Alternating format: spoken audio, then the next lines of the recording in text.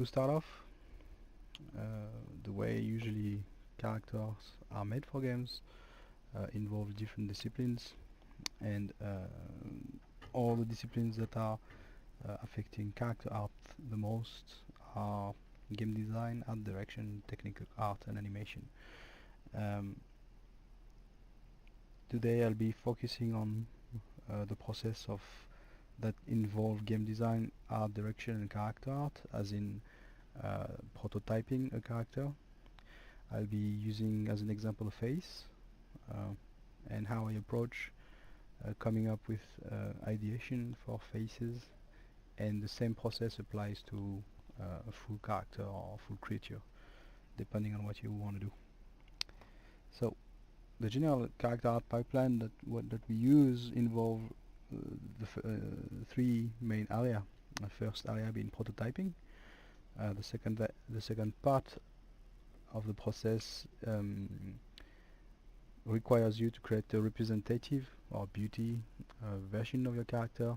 At that point, you are not really researching design or visuals, but you're bringing together the product in the game, and you could even ship it as it is. It's like the minimum quality it would have, it would need to be shippable.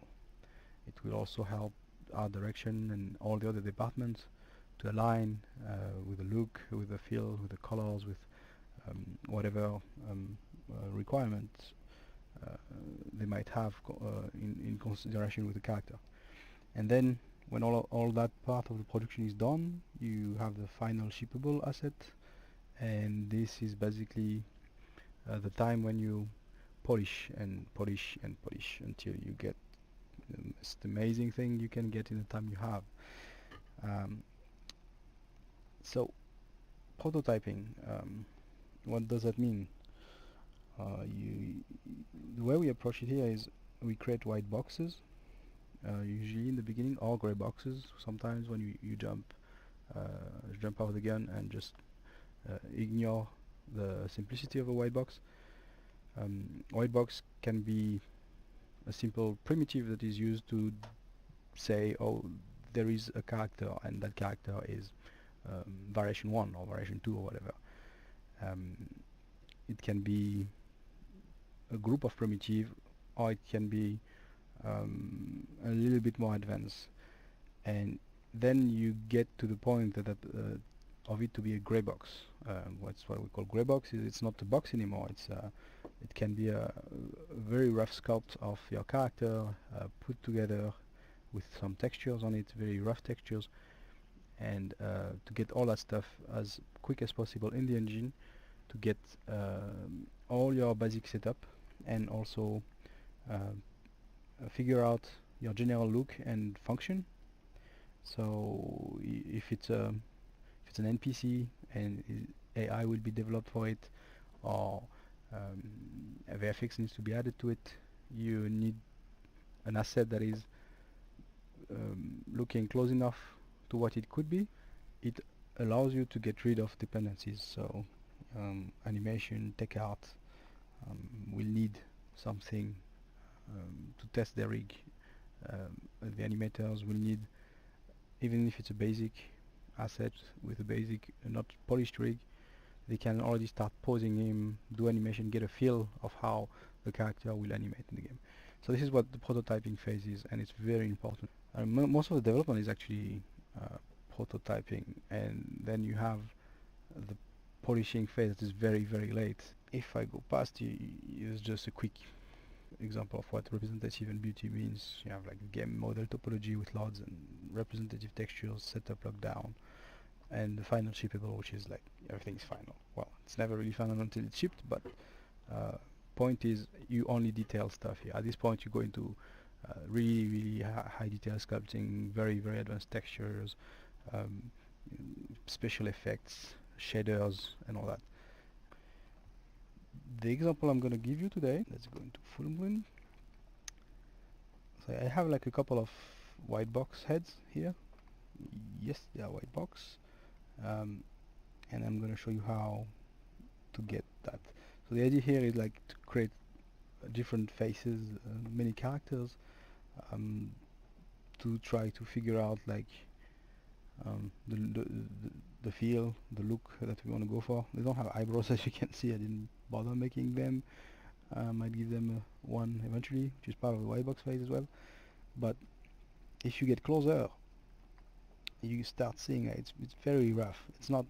It's in the detail that you see here, like the skin part and that. None of it is sculpted. It's all procedural, like height map that I've done really quickly with noise and turn them into normal map and overlay them on the mesh, just to get a feel of the how much noise you need, how much how much strength they need to be to look, to get the right look in the engine. So the important part is at the end, the end results, which is the game in the engine running how it should. And so you need to get that sorted as fast as possible, and not just be outside of the engine for most of your development, and then when you get into the engine you realize that actually it doesn't work, and you spend a lot of time wasted doing tweaks and all that without really figuring what's wrong. So here you can see, I figure out the skin colors. I got like different tones that I'm going for, like you have brown skin and dark skin and deep skin, and I'm trying to get the correct values while keeping PBR, and at the same time the gloss values, the all that you need to move forward without really worrying about anything. It also allows art direction to easily understand the look, and they can choose, let's say, okay, I gave him like it's actually 4 faces, and with a lot of duplicates and different hair do basically, and some beard, some without, some and then they can say, okay, oh, I like this guy, right? He looks badass, and he's got like this very strong shape, and you can take this guy, you take screenshot, or you give it to one of the concept artists, and he's gonna take like a couple of shots from the side like that or whatever, and he's gonna do paint over, and then he's gonna say, oh, this guy, if you add longer hair or rasta, or if you give him a big scar here, or basically they can paint over it, and then they give me that concept, and I can easily, very fastly adjust based on the concept, give it back to them, and the sign-off process happens much quicker that way. If you get a concept and then you try to create it in 3D, and usually 2D concepts don't always work in 3D, there's always something off and you have to interpret stuff, you waste a lot more time, and time is kind of in the essence when you do the prototyping. You want as many options as possible, as fast as possible, and iteration between you, concept art, and art direction. It's also at this stage, because I'm using a base mesh that we use for all our heads, for NPC's head in this case. It's not really high-end cinematic head. It's gonna be just an NPC guy, and the tech art team can use that. They already have a rig specifically for that topology, and we can really quickly have facial animation as well tested. And I put an expression here because early stage and all that, but eventually this will be a little bit more neutral, a little bit more like this guy, with maybe the mouth a little bit more open, and all the expression, all the shape and all that will be done in animation. So let's see how we can do that. Again, I'm not gonna go and give a tutorial on how to sculpt, how to texture and all that, but I'm gonna give you a high level overview of how I do things to get this really quickly. So each one of those faces is fairly fast to do. The first one is usually the longest, it was this guy. Very generic, very young, very smooth and all that. I then made the different skin tone, the eye color that works with each skin tone. The sclera color as well needs to be adjusted, the brightness of it, to fit with the skin tone. You can't tell here because they look like they are the same, but actually they are not the same. This one is brighter than this one, and this one is even brighter than this one. But because they work with each skin tone, it looks like they are the same, but they're not. Yeah, and that's just a question of adjusting textures to work with each other. So when you've done one, you can start making many faces as different as you want, as close as you want, because they are very sketchy. You can do 2 to 3 heads a day, and yeah, you give yourself a couple of days, you do dozen or so faces, you start making hairdos, put them together how you feel like that, and then get concept art involved. Sometimes I would even get involved concept art way before art direction, so I do not waste the time of the art director. With the feedback from concept art, you choose the ones that you guys like. You can even get involved the other character artist, and this, if this one get a 7 out of all of the others, and this one's got a 3, you might want to choose this one and this one or whatever, and move forward. And then you present the one that you like and the one that most of the guys in the team like to the art director, and most of the time he tends to like it because everybody likes it as well. So I've already done a couple of faces as you can see, so I'm going to just jump into ZBrush. I'll also show you how I set up some basic materials. Okay, so this is my basic material. Let's put one that shows a bit more volume. ZBrush is really good to prototype things and to detail stuff.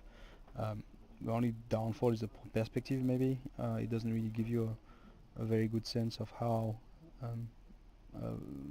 depth of field and how the shapes are actually related to each other in a perspective environment, but you can see that in the engine. This is why it's really cool to come here, check. I've got a focal here, a fairly cinematic focal. If you go here in camera, FOV, you have usually the 55, which is like the game FOV that most game have. It's really strong FOV, and even you can get it to a point where it's like fish eye, so you're not going to get a really good look at proportions. So the one that I would suggest is 31. 31 is a number that basically equate to something like a 90 FOV in real camera lens, and this is usually you try to find a focal that works for cinematics, that is used in the movies, and it's usually a fairly almost orthographic kind of a look, but here you go. When you look at it, you have a little bit of distortion, but it's very realistic, and 31 is equivalent to 90, I think. We did the math a while back, and we use that in cinematics when you have like facial, not super close up, but when you have when you're focused on the face.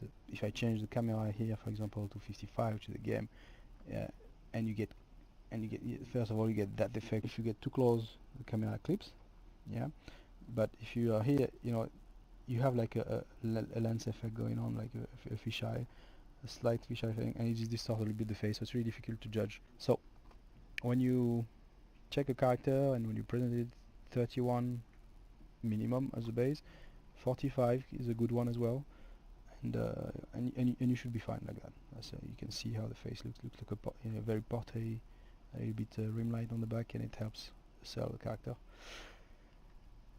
Okay, back to ZBrush. The way I usually start is I've got like a skull that I sculpted. It's handmade, so it's not like a scan or something, so it's probably not like the most accurate thing, but it's good enough to start. Okay, see, it's like a rough sketch, a rough sculpt here. I've done most of what you need to get like facial anatomy, and you add the muscles to that. And I usually use that as a reference. This one is a Caucasian, so I need to turn it into a more African type skull, or Asiatic, and then I should have enough to start any kind of faces. I have like also those working proportion grid here, and the depth of the flesh between the skin and the bone. You can find those online if you search. Very easy to find. And I place those, and as you can see, there's a lot of flesh above the bone. If I guess it's mostly for generic healthy person. It varies, of course. All of that is just a start, right? There's people with much stronger jaws, much um, broader cheeks, and you have those that have very thin amount of flesh, and others that are really large. So, but this is a really good start and a really good eye opener when you work on faces. Uh, so I always have that on the back, especially when I do animation as well, and I try to put poses so they relate to the bone underneath, and it's not just you're not losing volumes and all that.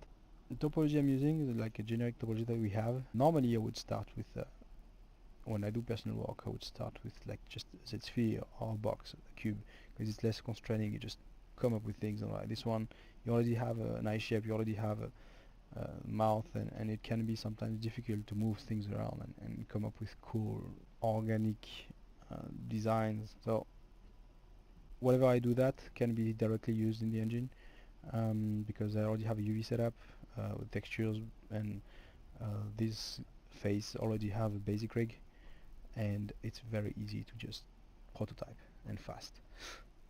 And when you are done with the face, you can just go and do a couple more. I'm using reference on the net, right? There's a lot of very interesting faces there, and I've got a book as well, Heads by Alex Kaiser. It's got a lot of really good face reference, and shows you that it's not just one type of face and one type of skull, and you can really create anything as long as you keep the realism in your sculpt. Yeah, so I also have like a basic pair of eyes. You just very simple sphere with a bit of a bulge for the cornea, and this is basically what I use as a starter, and for NPC. So if it was a cinematic fade, the base mesh that I'm using is a little bit denser than this one, and the eyeball has a different kind of approach. The eyeball doesn't have the cornea bulging, it's actually a sphere, and everything is done in shader, like the faking of the cornea, the iris, the lens distortion, all the effect that you can get with the eye shader.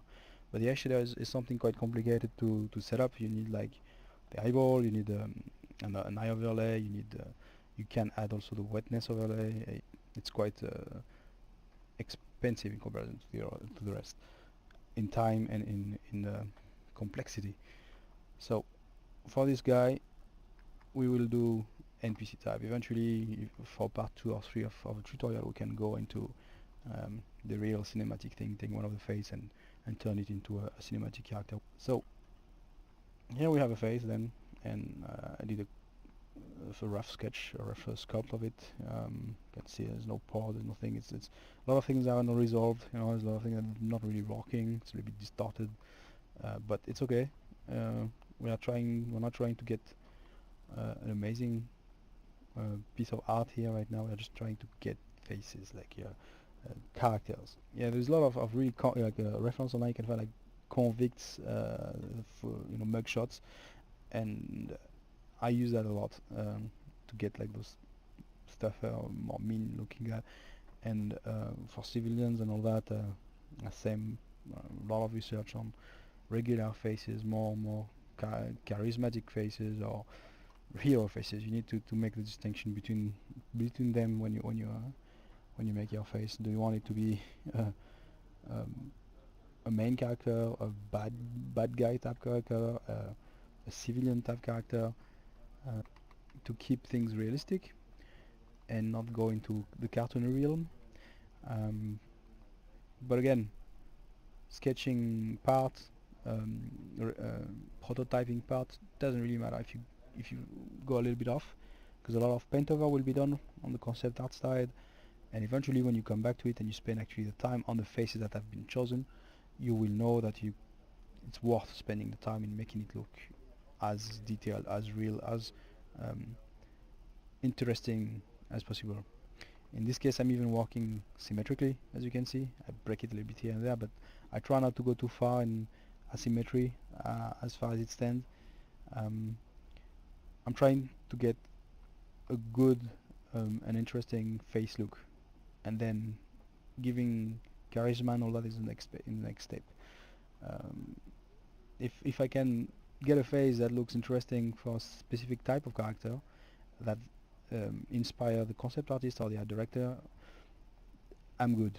You know, I'm good in the sense of I'll be happy because I know that when I move forward with it, I didn't waste so much time on it.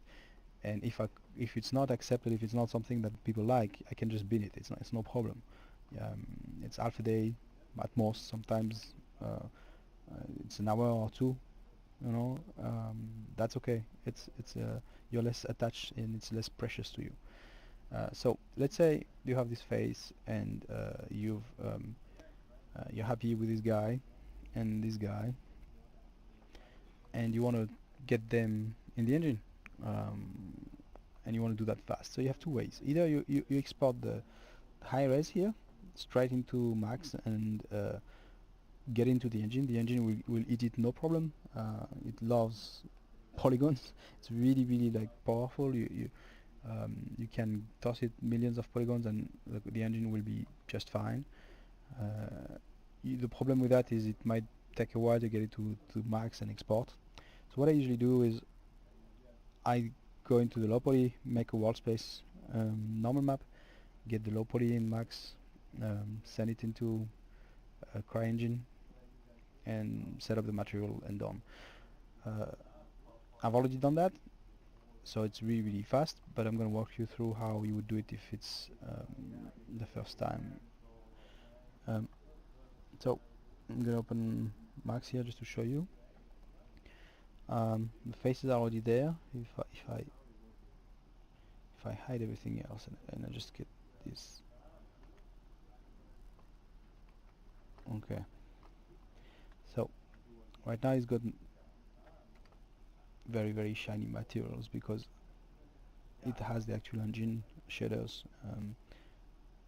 You know, you have like the Crytek shader here, so it's really I can play with the close for now just to show you. Okay, so I have like some hair here as well, as you can see, like a beard. If you look at it, it's just very rough geometry as well. I'll show you how to get that done.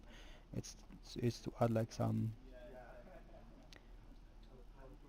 example of what it could be other than just a bald beardless dude. And here we go. So the approach is you bring your model here, you set up a material for it. I'll show you how to do that. You apply those materials and then you export it, right, using the CRYENGINE exporter. I assume all of that is already figured out on your side, so I'm not going to show you how to install stuff and all that. There's plenty out there already about the subject. But the way I usually work is I have a dummy, here, just a simple dummy that you can get in the helpers dummy, and I put everything that I want to be a package, like a face, eyes, the beard of that face, and link it to it, as you can see here, ting. And then I export this with export fill panel node and a couple of options here. If you have vertex color, but it's not really necessary. It's just on all the time, so I leave it. 30-bit precision is not really necessary there at this stage. I often use it for faces, like cinematic faces. It's not even necessary to have for NPCs unless you get the close shot for it. What it basically does is it makes sure that the unit precision is 32-bit instead of normal, which is a lot lower. And what it does is, for things like that you can't really tell, but for areas that have a little bit more vertices, dark close, and you want it to be very clean and smooth, it makes sure that they are not displaced. Yeah, if you turn that off when you export, the compression that happened on the mesh and the precision basically move vertices a little bit. You know, that you can, and this basically avoids that. So if you have like a super high-end face and let's say if I put a turbo smooth on it, yeah, okay, and you have that like super smooth and super clean, right? If you don't put 32-bit, you might have some error in position. So it's not really important for NPCs, as I said, but when you have like a cinematic and you have a big close-up and you have use that. Use that, it's gonna help you loads. Yeah, so that's what we're gonna get, and then we'll export all that and we'll get into the engine, and then you're gonna get this basically. Yeah, okay, so back to the brush, and I'm gonna hide this guy.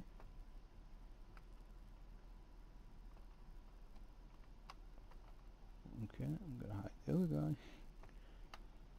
Okay, I've got them there just so you can see and speed up the process.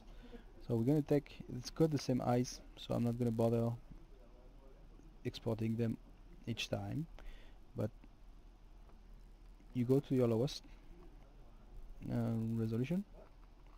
Sorry for that. Oh, lowest resolution, and if you have set up Go ZBrush for Max or Maya or whatever you're using, just click visible. It's gonna export basically just your visible object in Max, and see, okay, take a couple of seconds. Yeah, scale is a bit moved up, but you know that. Okay, so it probably didn't do it for the face because I already have it done here. Yeah, so let's pretend, which one was it? No, this one. Let's pretend it exported everything properly. So they are here, and it usually just exports as well the textures that comes in ZBrush. So we have our model. The first thing that I do is I make sure that it's all one smoothing group. So put smooth 1, okay? It's to avoid any artifact on, you know, because the ZBrush tend to bring, depending on your groups, or sometimes it just hardens certain. He just makes different smoothing groups, and that just take care of that. Collapse that stuff. Now, the material setup is the next thing. It already has one, but let's start from scratch here. Poop. I'll give it to him. No need to go here and start making materials here. A lot of people do that. They go and they just create their material in Max, and you can do that, but it's a bit of a waste of time, and you might as well, and it creates some problems as well. So unless you want to have like a special look in Max and you want to have that, that's fine. But if you're solely doing it for the CRYENGINE like I'm doing now, go in CRYENGINE and do it here. So we bring up the material editor. Let's make it a little bit of space. Okay, ignore all the other stuff there. Delete it. What's that there? Go back here. Voila. So you have that part and that part, and here you can already see one material is already set up. So if you want to create a new one, you usually just start a new item, and then you can make one. So let's do that. Add new item. I'm gonna you find the folder where you want to place it. In my case, I'm gonna face, so face 4, and I'm gonna call it face 4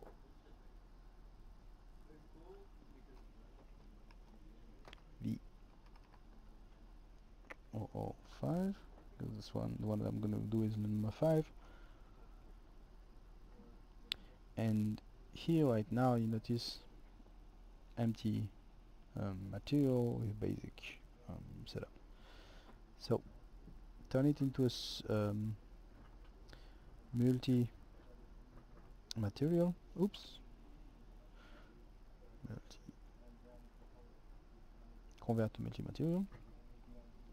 Now it's a multi material, so it's like Max, right? You can have multiple ID, and each ID can be applied for various parts of your head or your character. In that case, I'm going to use a ID1 for the face. So let's say I'm going to rename it just face, and I'm going to make one for hair. But first, okay, where did it go? Okay, sometimes. Okay, face, hair. So we're gonna give it a quick hairdo as well.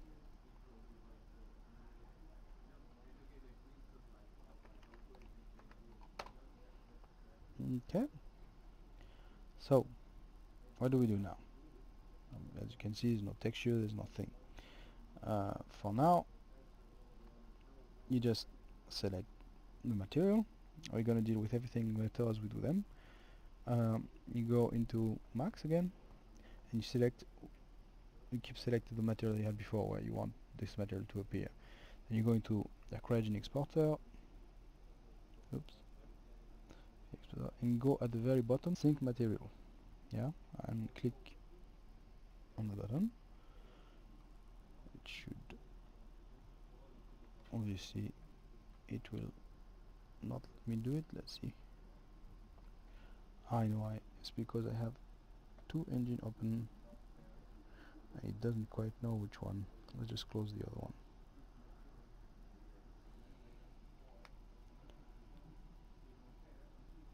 Back to our material. So, is it this one? Yeah. Okay. Select it. Max. Sync material. Nah, this works. So this material in the scene, you just say yes. Do you want to keep the material name local based on your situation? You might say yes or no. In my case, it's no. And then now you have the material set up like in the engine, right? And all you have to do now is apply that to those two guys. Make sure that both have material ID 1, because I'm using the same texture. If you had the eye separate, you would use material ID 2 or 3 or whatever for your eye. But in my case, it's an NPC, everything is into one texture, so I don't need one mat. Up. So now they are set up. Next thing is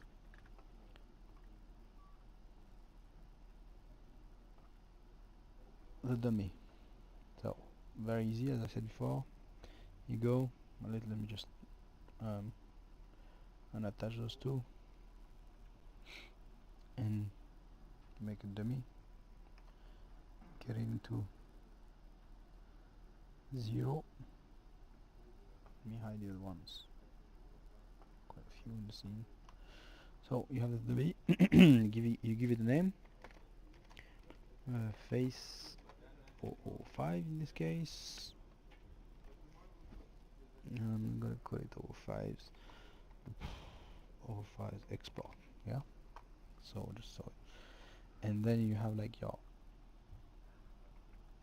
5 and the eyes. Take those two guys and you link them to this dummy. Now you have the other me. Just just visible.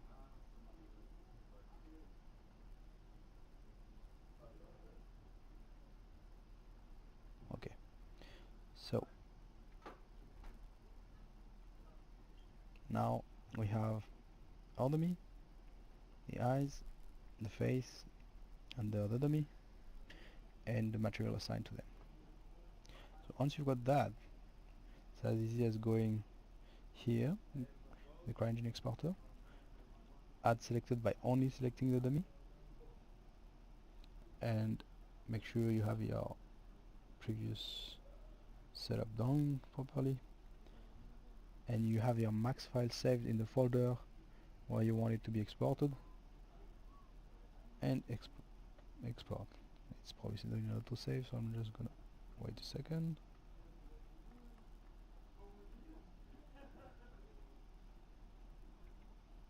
Okay, so it's done it. If you're going to show in Explorer, you see our CGF is here. Yeah, good. So it's one, as you can see, it's two objects in a dummy, and it's exported as one because it's exporting the dummy and it's considering it one object, because you put export file per node, and it's not exporting everything else that is in the scene as well, which is really good. That's usually a setup I'm often using, and it's fast and clean. So now that we have that, let's bring it into the engine. So if back into the engine, I'm gonna move down the texture material, boom, move back up, maybe put a camera that is a little bit more easy to work with. I'm gonna put actually the 45 one as well, just for ease of work. So now, as you can see, I've got already a couple of them there, and what I'm using is AnimObject. I think in the new engine it's not called AnimObject anymore, it's in a different branch, and it's like basic object or something like that, or geo object. Either way, right now all you have to do is go into create object, entities, physics, AnimObject. You can use a basic entity, you can use all that, but the thing with AnimObject is, as its name says, you can put an anim on that. So if you have a character and you quickly rigged it and quickly animated it, you can, and here you have the animations, you can get the animation from the character editor and put them in the animation folder here, little bucket, and with loop and playings, and it's going to basically make it move. It's going to be animated in loops, so you can change the speed and all that. Very handy for test characters and all that. So you take that anim object, you select, drag and drop it, Control Shift so you can move it around. I'm going to use P for it to come. Okay, it's here.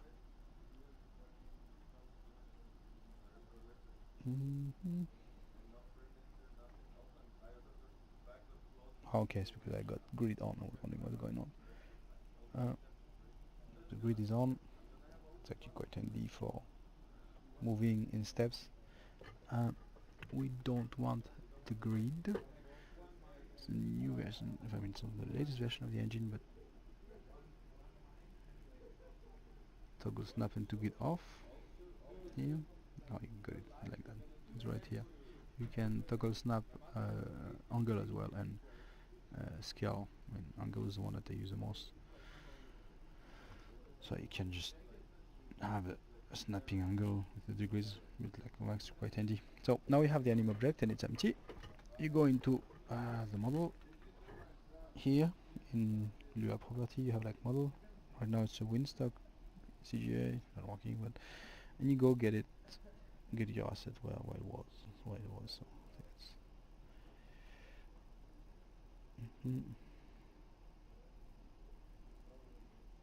face 4 in here. Source, and it's max. Okay, so now I got the faces, and it was GM face explained straight away to appear here. And as you can see, it has replaced me. It's because your material has replaced me, but as you can see, it went directly to the material you assigned in max, which is really good by exporting it with the material assigned in max that way with the sync feature. It's because it's embedded in the CGF, or in the CGF, yes, and whoever takes it, he won't have to set up the material on it. It's gonna automatically go to that material we set up earlier. So what we need to do is basically give it a basic diffuse normally to get it reproduced. So if you would start normally, you would use like a very simple default when I don't have the texture yet. I've got textures, but I'm going to show you without texture. So I go into default. Okay, and in here you're going to have a couple of textures. Usually use white. Open. I'm going to copy that category and do the same thing for the hair, so you don't have the okay, white, and now it's white. Yeah, let's get closer to it with our nice 4 of 31. Okay, so you can see a cool thing is you see the shadow, the AO and all that. It's a good way to debug things as well. No normal maps, nothing, just basic. And you can play at this stage as well. When I'm early development, before even doing a texture, I test it this way. I go in here and I try to give it some color, right? I say, okay, what's the value for skin, and you can do it this way as well. And I do it with when it's very early. Now in the okay, I'm gonna pause a little bit.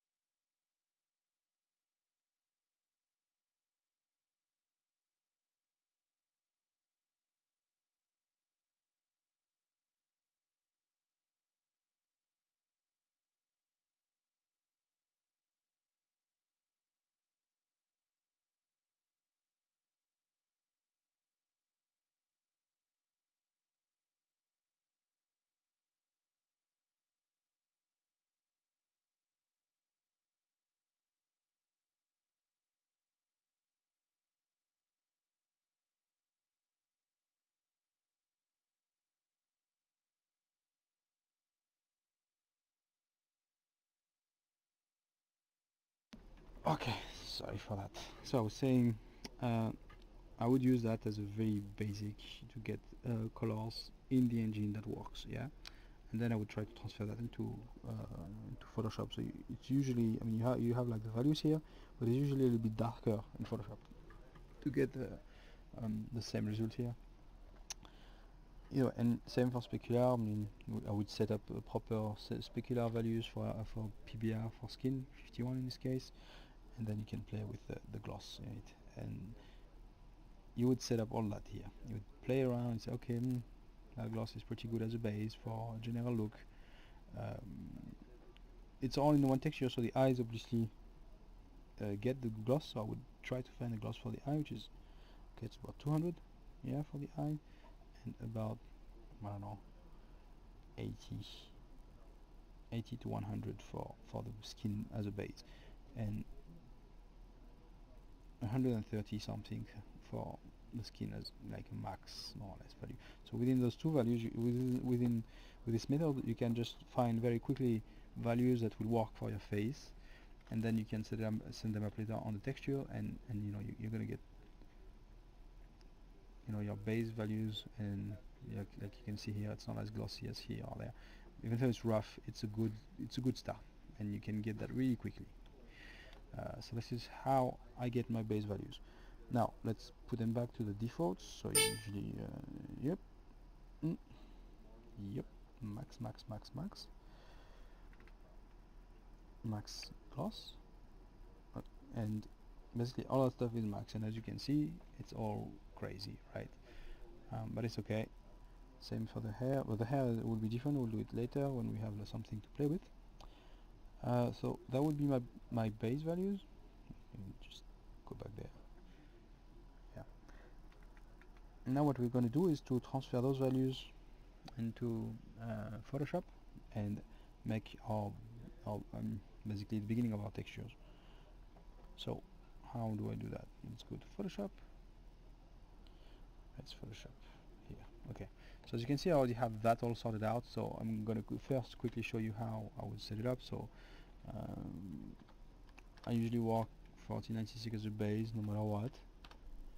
If it's cinematics, sometimes I can even go up to 8K, but for now that's more than enough. So first thing I do is don't take off a look. Okay, is like we have actions for that, but I'm going to show you manually. Is I do different group, so one for the diffuse, one for the spec, one for the gloss, one for the normal map. Okay. Sometimes I add one more for alpha or height or whatever, but we were not going to use that, so all we need is that. I often have also a folder for masks, but that's something I do much later, not for prototyping. Masks and all that is for when you start doing the proper texture, the proper sculpt and all that. So later I might show you that. I give them some color, so orange for the diffuse, always orange, green for the spec, violet for the gloss, and blue for the DDM. I usually I capture IDMAC or your UVs, so I already have it here, so I'll just pinch it. It's very easy. In Max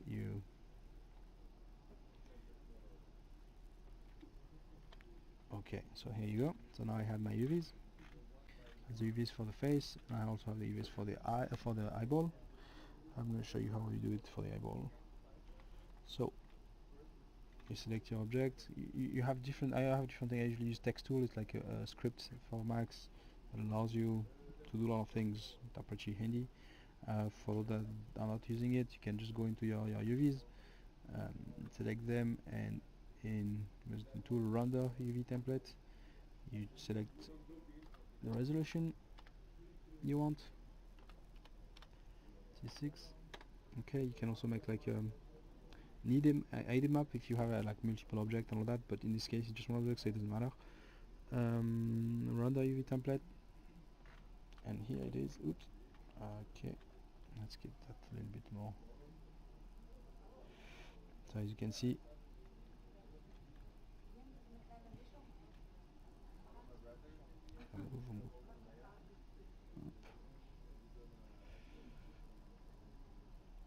my UVs have been rendered. Okay, you save that as whatever format you want.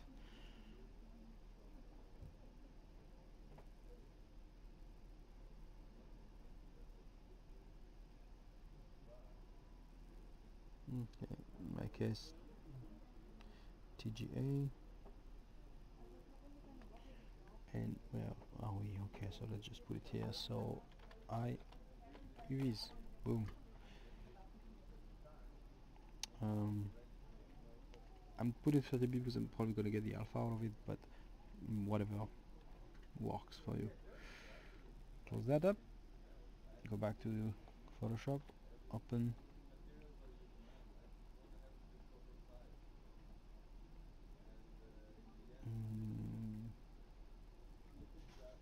okay, is it this one? No.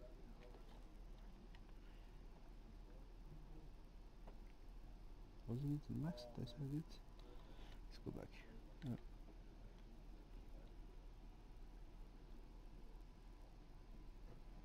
Do it again. Okay, 4096. And that template. Save. Oh, it is there. So where is it? I don't know why it went for in torso 3. So let's just take this guy and go back to torso 4. Not torso, head. Max. Put it there. Boom. Done.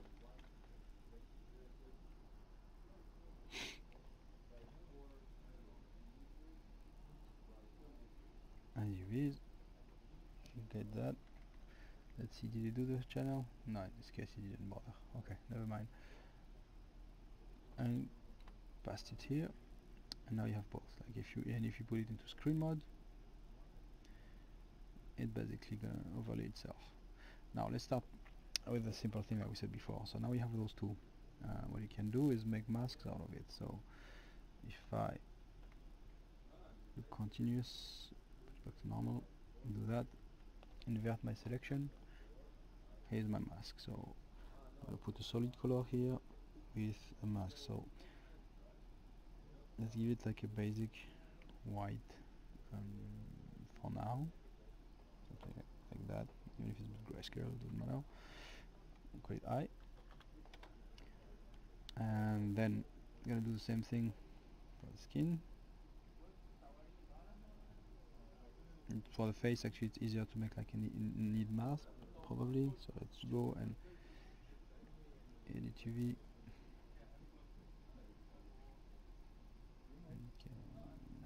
This one. I'm gonna use my. I need to select the face. I'm gonna use my render texture map floater, and here you got like different options. We need to make sure that here you got the resolution you want, 1996, 4096. And what I want is gonna do that. Then it's probably gonna take a couple of seconds.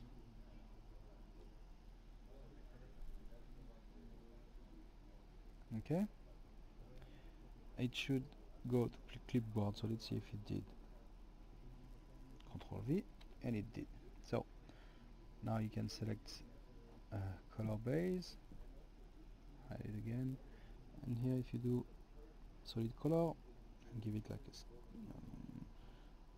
some kind of a skin tone, yeah, and put the wireframe on screen as well, so you have both. Now just get rid of this one, screen,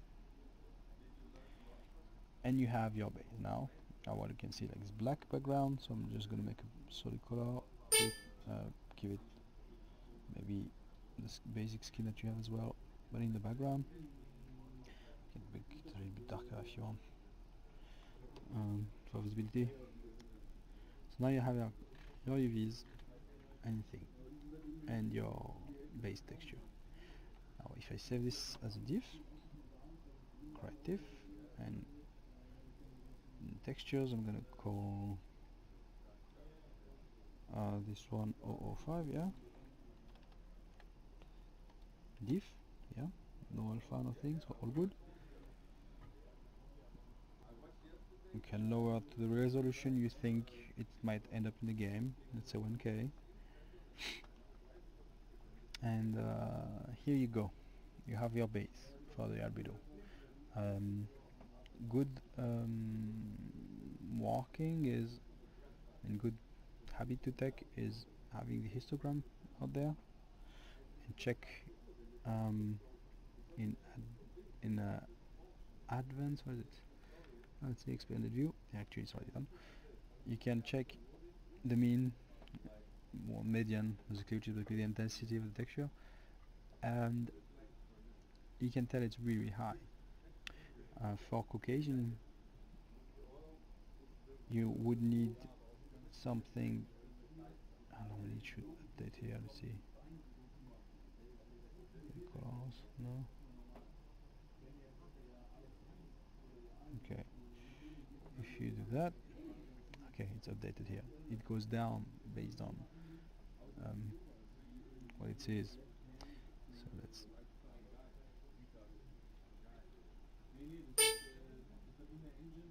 And what you want to do is get it to closer to 90 for Caucasian, but yeah, became a little bit.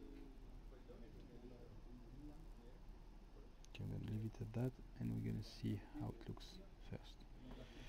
Okay, the eyes is there, I mean the eyeball.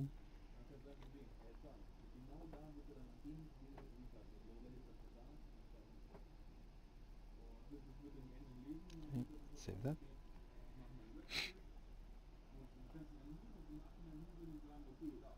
Let's go into the engine. Let's bring that and diffuse. So was in our character folder.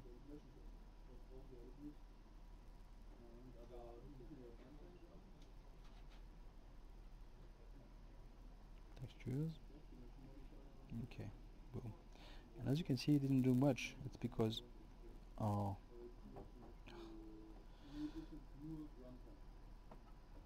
let's do it this way. Our specular color is super high, and we haven't done a specular yet. So if we do a specular now, and most of it is 51 anyway. Most of it is in the same range. I mean, we could use a slightly different one for the eye, but to simulate a bit more like water and reflection. Water is usually 43 value specular, and we can actually do that. Let's give it. But this is not just water, so if we give it 47, because like the sclera or the cornea have slightly different values, but it's not really important. I mean, what's important is you get in the ballpark, and later on, I mean, in some cases you don't even need a specular map. I'm doing one because eventually I will need one, because there's going to be dirt and mud and blood and all kind of stuff on the face, or let's say you have sweat, or you have some cavity in there with dirt. You might want to add it into the specular and to get that extra detail. But the most important texture being the gloss when it comes to surface. It doesn't matter as much, but what matters is the values. Excuse me. And here we go. So we have our specular. Let's save it. Specular, always save it. Well, as a general rule, save it at a lower resolution than your albedo or normal map. The highest should be your normal map, then your albedo, and then your specular. So let's say alphabet 512 in this case. It's saved. Let's go into the engine and bring it. Actually, no, that's the normal map. Okay, up. Usually, I should remember your last folder. So let's go in there and you select the specular. Et voilà. So now you have white and your skin tone. So as you can see, it might be a little bit dark if you want Caucasian skin, but it's good in there. In my case, I mean, I was doing different African type skin, so this is what we're gonna do, and I'll show you the setup on my final textures, but final prototype textures.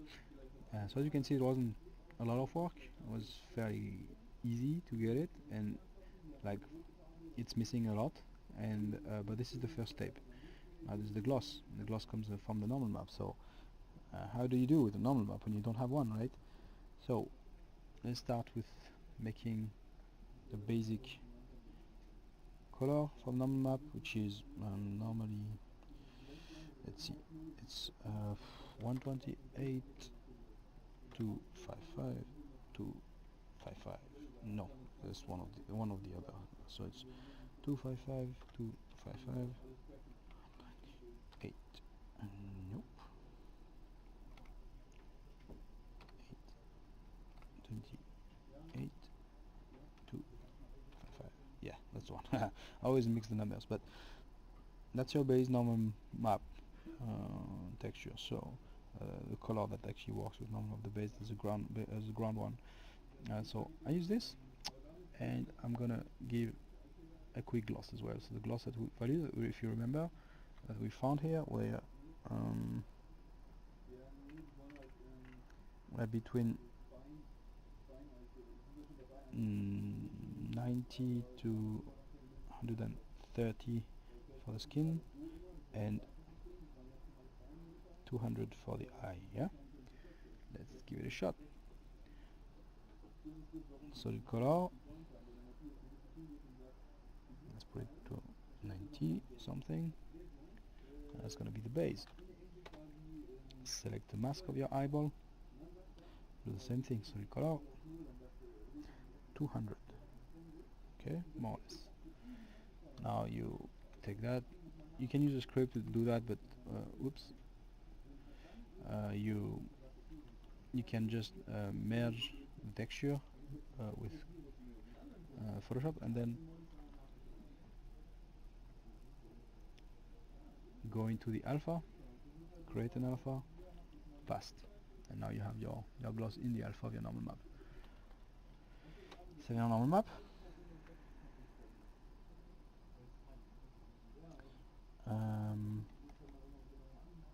005 DNA with alpha ticked in. Same. No, well, in this case, I wouldn't even go 2K. You know, 2K would be overkill. 1K, like the texture, the albedo is fine as well. So let's leave it at that. Eventually, I mean, it's not 1K like the prototype with 1K, but while I'm doing the prototype, I'm also setting my folder structure, my texture, naming convention, and everything that is needed, my PSD file for the next step, which is representative, and then for the next step, which is final. It's a lot of things you're taking out away. I know a lot of people like working like messy and all that. I like clearing all that stuff out first, and then it's much faster to iterate, much faster. So you can say that after that, do whatever you want, but we have our 3 base textures now. Let's load those two, that one in here. So if I go here, it should, no, it's still, it's one of the thing not really finally. Here you go, it's there. I open it, so it's a flat normal map, so it's not affecting the surface. We don't have a normal map yet, but you can see our base value. So why is it not correct? It's because right now our smoothness is still 122. You need to put it to max. And now here you go. You have your 100 value for glossiness and 200 value for your eyeball. Yeah. Here you can see I've got like a couple of options here. You can bring them by getting right click in here on the band here and click view modes. Yeah, if you take it off, view modes, and with that you can check your basic texture. So you have like the albedo here. You can see this is the actual color of the albedo. You can have like your reflectance, specular, so you can see slight difference. Smoothness, your gloss map, yeah, and your normal map, right? Very handy to check if when you have an issue with your texture or your model. Sometimes it's one of the textures, and it's much easier to debug this way. And then you have a lighting model, translucency if you have a translucency map. You don't have the sun, so it doesn't matter. This SSS, subsurface scattering, that's another thing we need to add. And the specular validation. So what it does is it shows you if your speculars are in the ballpark. So if it's blue, it's too low; orange, too high, unless it's a metal, right? Pink, just valid for oxidized metal rust. Is interesting. No, it's a quartz, so I don't know why it says that. It must be a little bit broke today on this build. Never mind. So we have all that. All our setup is correct. All our setup is well done. You have like all your basic lighting setting here to max, and everything is in the textures. As I said before, if I didn't have a specular, I would just get rid of the specular texture and use this. So you save in memory, texture memory, but yeah, you lose on details or whatever if you have a complex asset. But if it's a very simple character, you don't even need it. So just go there, specular value, put your value, done. Now, next thing that I need is the SSS. So we have a skin here, and we have an option to have SSS. So right now I'm using the Illum shader. I'm not even using the human skin shader. The difference between the Illum and the human skin shader, I could jump straight to it, right? Is that it has translucency multiplier. So basically, what it does is it tries to simulate um, translucency, like, you know, if you have like the thickness of your ear, and you have a light behind, and you see like the red, you know, the blood vessel underneath through the ear. That's basically what it does. Quite frankly, you don't see that much unless you're on cutscene, and you have like strong light on the back on that. So I don't use it for NPCs. So we're gonna stick to Illum. Aside from it's the exact same shader. And you've seen like the shadows were doing something funny there. Ignore that, a little issue with the shader currently, but on this build. But you shouldn't have that. So to get the SSS working, just go into SS Index, and for the skin it's 1.2. Yeah, under 1 is something like I think you have different values in Illum. Like under 1 is like marble, and you have different values. I have to find them out, but for skin it's 1.2 in general, as a general thumb rule, and you're gonna get the exact same result as the human skin shader. Yeah. Okay. This one. As you can see, it's got like this nice fleshy look now already, and we didn't spend much time. It's very, very fast, and we can bump up a little bit the skin glossiness and all that. So the next thing I would do is I would like make another color for the gloss of the 130, which is what we said would be invert the mask so you don't see it, and start basically painting in the mask. But I wouldn't do it in Photoshop normally. I would make masks in ZBrush or in Mari, and bring them and use them as masks in each color, and the final polish would have like an extra hand painted job on top of it. But let's say you want to make the nose a little bit shinier or something, and a little bit more. You just choose the area that you want, and then just paint them. So I'm just going to show you really quickly.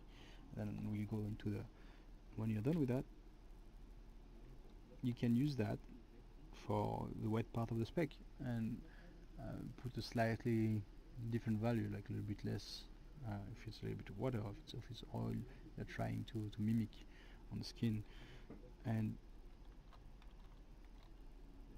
do the same thing on the skin. So there's the gloss. I'm going to put it in the gloss channel, alpha, up. Now it's there. I'm gonna do the selection and brighten a little bit the skin in that area. So solid color again. Right now I'm just using solid color instead of like just because I don't want to spend time in it, you know. So I'm gonna do save the color with this brighter area, you know, sun bleacher, whatever, when it's for rocks and just skin, and you can see, hop, you get the value here. Obviously you have to be a little bit more careful with it. I just basically painted it on it like a wood, but what you would do normally is, like you can see here, you have it's very subtle, yeah, and let's just turn it off for now. And if you're not happy with the color, you just can easily change it by just putting values, you know. Just work with values at first. Later on, when you have all your values correct, you can play with, you know, the artistic freedom, but at least you would have your range right. So let's give it back. So let's save that normal map that we've done with the gloss. Okay. Okay. Let's see, it's gonna be very harsh and all that, but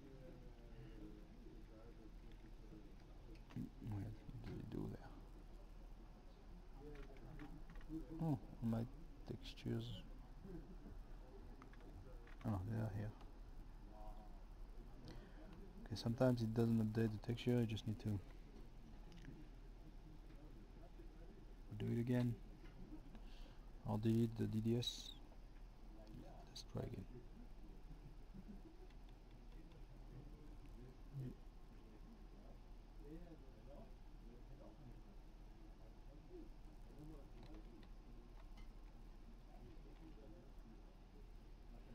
Let's try another one.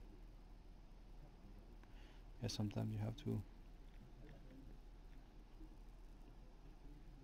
restart the engine for the DDS so far. There is an issue with the DDS right now, but normally it works. What it does is you have like a shinier part, and yeah, the rest basic. And then what I would do is just quickly make noises. So I would make texture, make noise. Actually, let's just make a basic black texture, noise, add noise. Okay.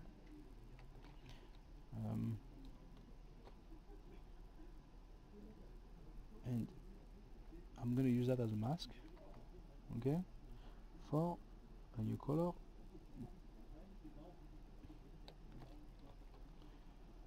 Which is maybe, let's say, darker and more saturated than the other one. And then I would pass the noise in here, and you start having like some pearly looking thing. And basically this is how I build the basic skin pore, skin colors and variation. And I do a couple of those, and I duplicate this one. Sometimes I would invert and change maybe the mask intensity and change it to even darker, right? And then I would do a different number of those noise, a couple of different ones, and run them and do the same thing again and build a complexity over it. The last bit would be what I showed you before, like the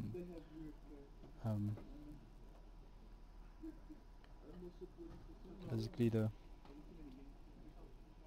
color intensity, brightness intensity. So in this case I would probably put in a lighten mode and slowly paint the mask, using maybe either the normal map or the UVs as a base, and obviously put it really low. Needs to be settled, right? And I would paint areas of the skin and start building a little bit more interesting, but again, you do that very quick, you don't really bother in detail. And then you use this noise. I would use this noise as a base as well for DDN normal. So let's say I bring this one here, I would count the values, yeah, and I would use a filter like X normal filter, height to normal. Continue. It's all hacky, right? You get this, right? It's really rough, and I would actually scale it, test, overlay that. There's nothing underneath, but eventually you'd overlay it to your baked normal map at about 20%, so it shouldn't be a high strong thing to start with. And you should get that, and you would save that.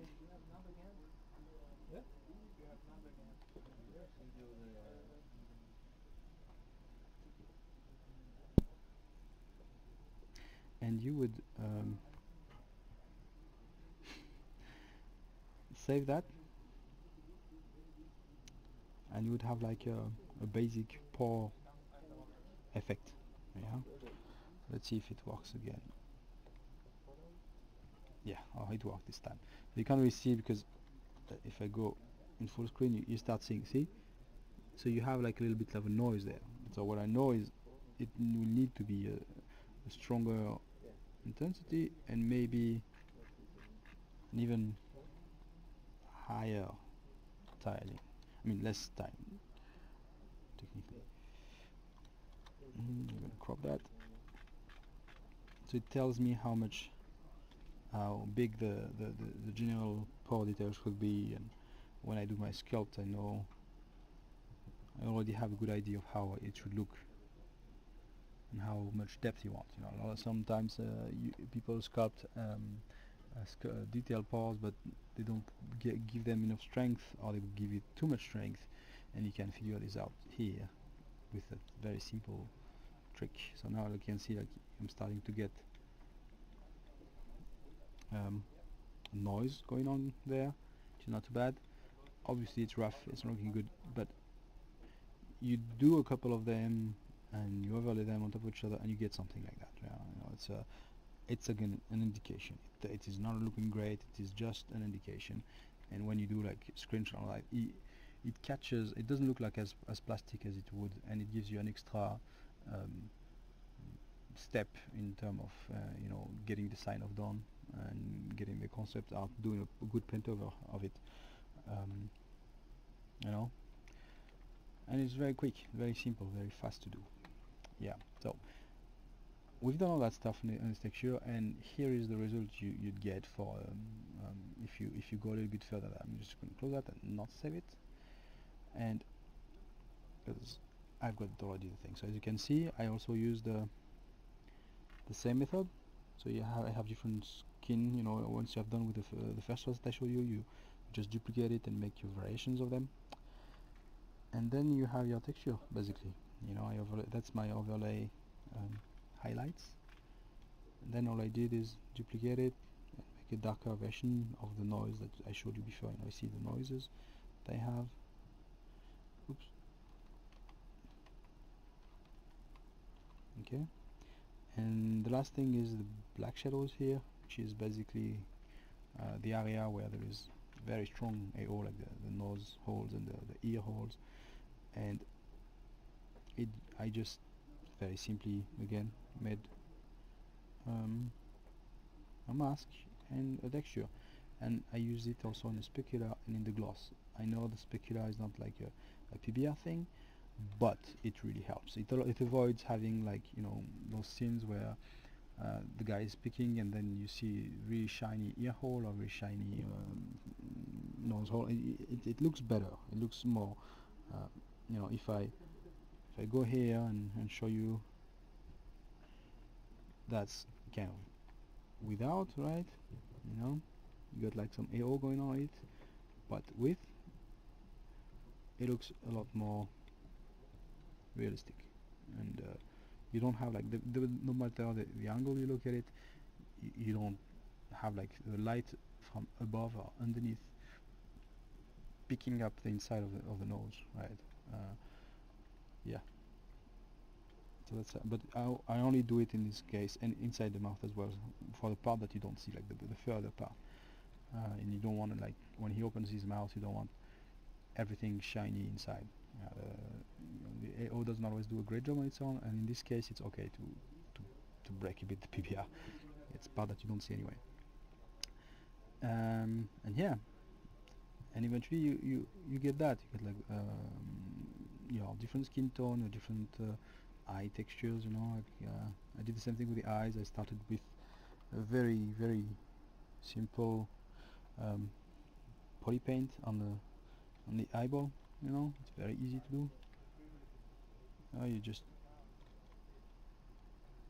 even at the lower eyes like that, you can just take a ball, and if I do it here, you know, maybe with a standard brush, RGB, see, you just paint, do the same thing here, first a color that you want, brown, whatever, but what's even better is if you make a mask. You know, you make a mask for the iris, a mask for the lens and the sclera, and then you use those masks to basically choose the color of your sclera, the color of your basic iris, the color you test what you like, and then you add detail on top. Always the same process, which is here. If I show you, I think that's what I did. Yeah, so you see, it's very simple. I try to fake like light in the eye just for fun. But if I look at the eye, it's a brown eye. You have sclera, you have the iris, and you have the lens. Very simple, and it's just flat colors. Just all is in the mask. See, all in the mask.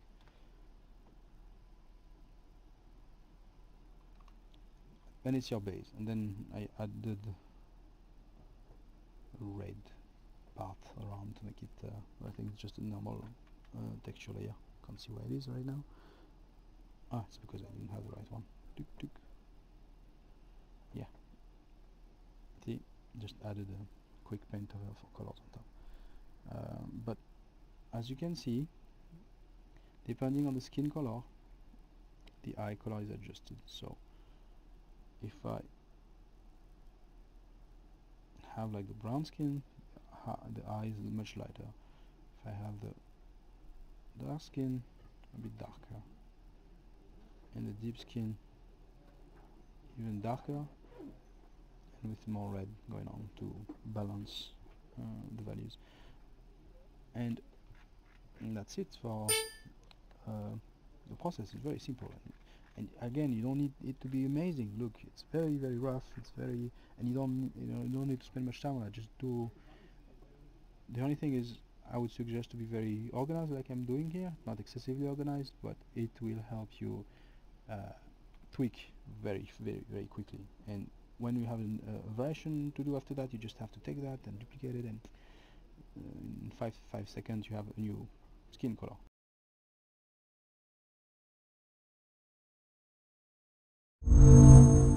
Achieved with CRYENGINE.